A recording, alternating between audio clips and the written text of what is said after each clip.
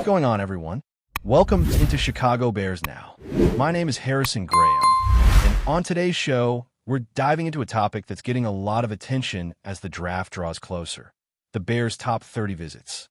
Now, as of right now, there have only been 5 names publicly reported, but we all know that behind the scenes, there are probably several more visits happening or scheduled that we just haven't heard about yet. But don't worry, as soon as we get more names, we'll break them all down for you. Before we get started, I want to remind you of the Bears' draft situation for this year. As it stands, they have 4 picks in the first 3 rounds: 10th, 39th, 41st, and 72nd. They don't have a 4th-round pick, but they do have picks at 149 and 233 in the later rounds, with a final pick at 240 in the 7th round. So, all in all, they have 7 picks. These picks are crucial as they will have a big say in how the Bears continue to rebuild and strengthen their roster. There's a lot of work ahead, and we know that these decisions could shape the future of the team for years to come. Now, if you want real-time updates on the Bears draft moves and other news, you're probably going to find them on my Twitter account. I'm just about to hit 13,000 followers, so I appreciate everyone who's following me already. But if you haven't yet, go ahead and give me a follow. I'll make sure to put the link in the comments and the description below, so you can easily stay connected with all the latest news. We're also putting out videos regularly here on Bears Now, but if you want the information as soon as it drops, Twitter is the place to be. All right, let's dive into the Bears' top 30 visits tracker. The reports are starting to roll in, and we're going to break down some of the names that have come up so far. The first name that we're going to talk about is Ashton Gentry, the running back out of Boise State. This one caught my eye because the Bears announced their visit with him all the way back during the NFL Combine. And when a team is already looking at a player while the Combine is still going on, that's definitely noteworthy. It tells you that they liked what they saw on film, they liked his performance at the Combine, and they want to bring him in for further evaluation. Gentry's name has been on my radar ever since, and it's clear that the Bears are seriously considering him as a potential pick. Gentry is an exciting talent, and he's shown just how special he can be on the field. During his last season at Boise State, he put up impressive numbers, and he's someone that could step in and start right away in the NFL. The Bears could potentially select him with the 10th overall pick, assuming he's available when their turn comes. Gentry is a versatile player, and I love the fit for him in Ben Johnson's offense. Imagine pairing him with DeAndre Swift in the backfield, 2 dynamic players who could be a real force together. The good thing about having someone like Swift is that it could help ease Gentry into the NFL and potentially limit his touches in his rookie year, while giving him the chance to develop behind a proven player. That said, I think Gentry is more than capable of being a 3-down back in the NFL right away. His skill set is well-rounded, and he could quickly become a key contributor for the Bears, both as a rusher and as a receiver out of the backfield. Do you think the Bears should draft Ashton Gentry at 10th overall? Let me know in the comments below. Type D for draft if you think he's the right pick, or P for pass if you think the Bears should go in a different direction. The next player on the list is another interesting prospect: Will Campbell, the offensive lineman out of LSU. He's been getting a lot of attention lately, and there's some debate among Bears fans about whether he's a good fit for Chicago. The question that's on everyone's mind is, can Will Campbell play left tackle at the next level? Campbell's tape is good, and he's a solid athlete who tested well at the Combine. But one of the concerns is his arm length. His wingspan is shorter than what you'd typically expect for a left tackle in the NFL, and that raises some questions about whether he can handle the position at the highest level. If the Bears don't think Campbell can play left tackle, then it's tough to imagine him being an immediate starter. After all, the team already has Jonah Jackson under contract through 2027, and it's not like they're in a rush to make a move there unless they're convinced Campbell can come in and start right away. The good thing is that Campbell is versatile enough to potentially slide inside and play another position, but his primary value would be at left tackle. So, the question is, if they don't think he can handle that role, does it make sense to draft him at 10th overall? There's definitely some debate to be had here, especially considering the Bears' current offensive line situation. Campbell is a highly athletic player with great mobility, and the potential is certainly there. But with the concerns about his arm length and wingspan, you start to wonder if the Bears would be better off looking elsewhere at the offensive tackle position. It's a tough case study because his tape is impressive, but history suggests that players with shorter arms and wingspans tend not to thrive at left tackle. That said, there are exceptions to every rule, and Campbell could very well be one of those exceptions. If the Bears do end up drafting him, it could be a sign of influence from Ben Johnson, who might see Campbell's potential in his system and believe he can make it work at left tackle. Another offensive tackle to keep an eye on is Josh Conerly Jr., also a potential fit for the Bears. Conerly's not as polished a prospect as Campbell, but he definitely has the physical traits you look for in a left tackle. He's got the arm length, he's athletic, and he had a strong Senior Bowl performance. If the Bears pass on a tackle in the first round and Conerly is still available at 39, I think they'd be thrilled to land him. He could come in and compete for the starting job at left tackle right away, or if he doesn't beat out Braxton Jones immediately, he could develop for a year and eventually take over. Either way, Conerly would provide solid depth and a potential starter for the Bears down the road. His ability to play guard also gives the team flexibility, so this would be a solid pick in the second round. Moving on, let's talk about another intriguing name, Brashard Smith, the running back out of SMU. Smith is an interesting prospect because he spent 3 years at Miami as a wide receiver before transferring to SMU, where he was moved to running back. Once he made the switch, he exploded onto the scene, rushing for over 1,300 yards and averaging nearly 6 yards per carry. Smith is a dynamic player who can contribute both as a running back and as a receiver out of the backfield. He also has a knack for making plays in space, which could make him a great weapon for the Bears. His speed is another asset. He ran a 4.39 40-yard dash at the Combine, which is certainly going to catch the Bears' attention. Brashard Smith is still a bit raw, but his upside is undeniable.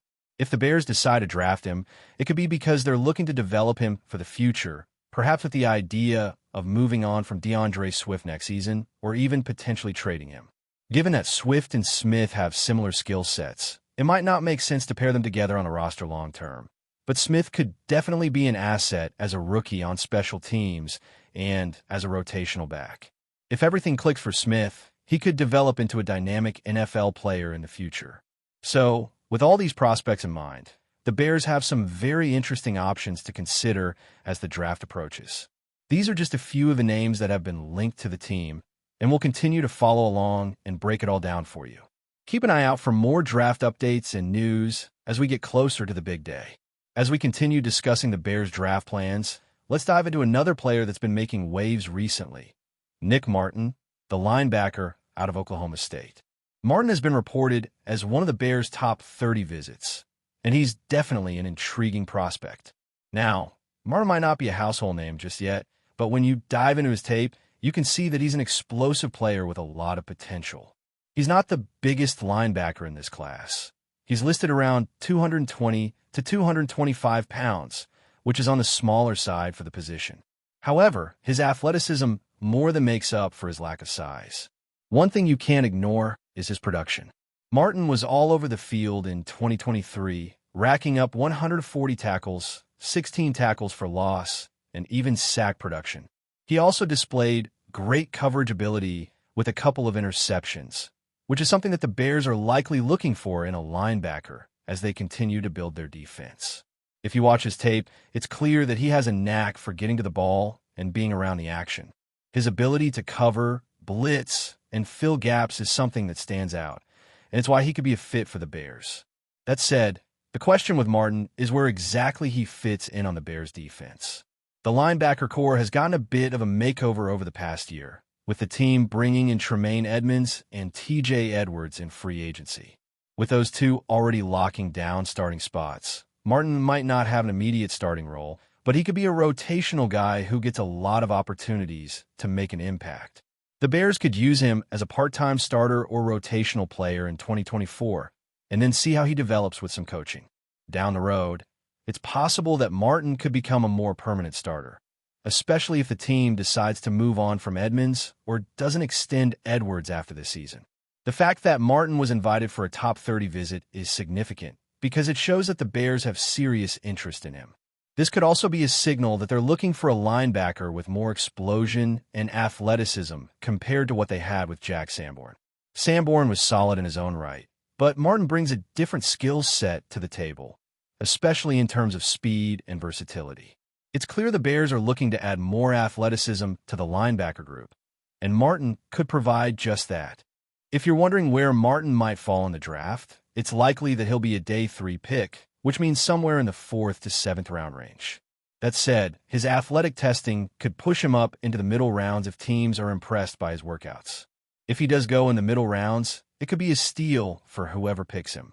The Bears are no strangers to finding late-round gems, and Martin has the potential to be one of those. Moving on from the linebackers, let's talk about another position the Bears are keeping an eye on: wide receiver. There's a lot of speculation about whether the Bears will draft a wide receiver this year, and if they do, it could be in one of the later rounds. The wide receiver class is deep this year, and there are several intriguing players who could potentially fall to the Bears later on. One name that has been floated around is Puka Nacua, a wide receiver from BYU. Nacua is a big-bodied receiver with a lot of potential, and he could provide the Bears with another weapon in the passing game. Nacua's size and ability to make contested catches would complement what the Bears already have in Darnell Mooney and Chase Claypool. The Bears need a wide receiver who can go up and get those 50-50 balls, especially in the red zone, and Nacua could provide that. His route running is solid, and while he's not the fastest receiver, he's able to use his physicality to separate from defenders.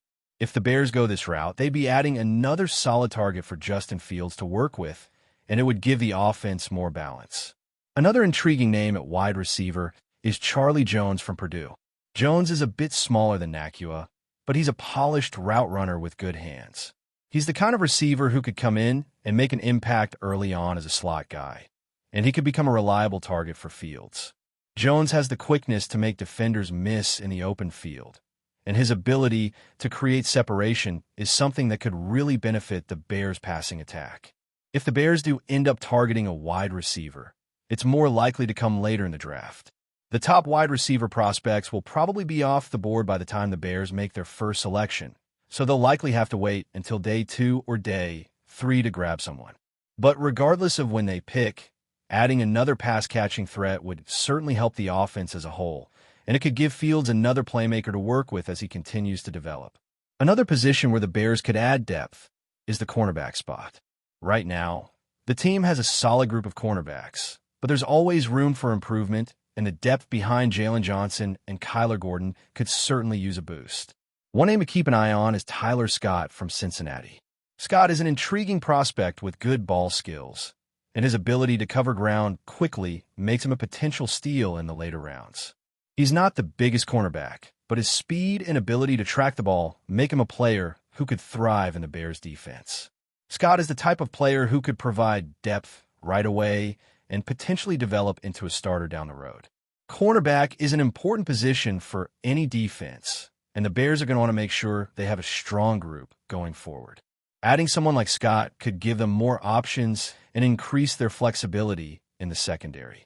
Finally, let's talk about a position that might not be as high on the Bears' list of priorities, but is still worth noting: tight end.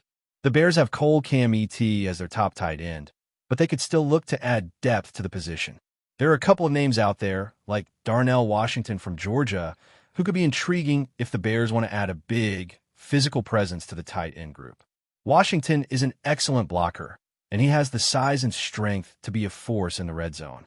While he may not be the most polished pass catcher, his ability to help in the running game could be invaluable for the Bears, especially if they're looking to build a more balanced offense.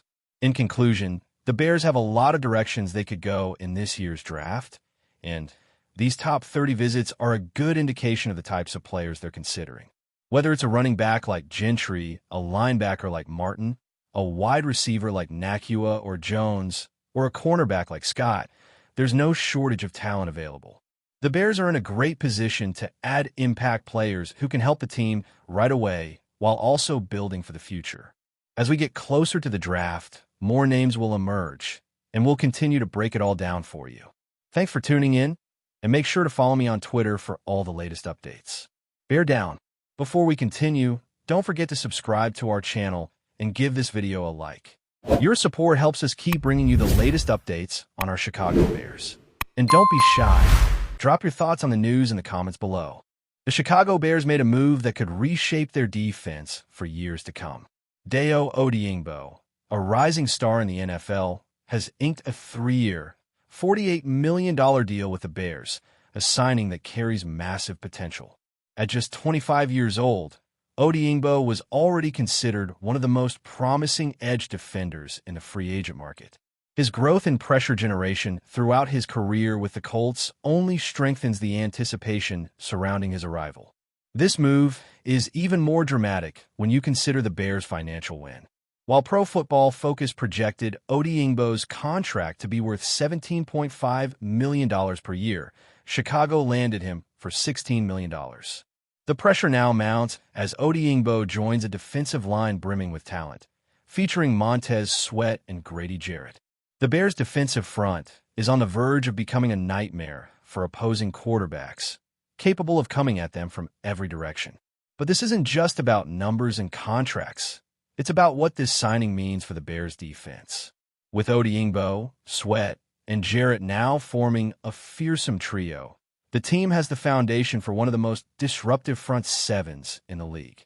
Already, Odeyingbo has shown his ability to make an impact, recording 31 tackles and 3 sacks last season. However, it's his 16.5 sacks over his first 4 seasons and 13 quarterback hits that showcase his true potential. As the Bears build towards a new era of defense under defensive coordinator Dennis Allen, Odeyingbo's role could be pivotal. With a revamped front seven that includes Sweat, Jarrett, and potentially even more edge-rushing talent through the draft, the stage is set for a season of chaos for quarterbacks. The question now is whether this new-look defense will be able to live up to its sky-high expectations. That's it for this update. If you enjoyed the video and want to stay updated with exclusive news about our Chicago Bears, be sure to subscribe to our channel and hit that like button.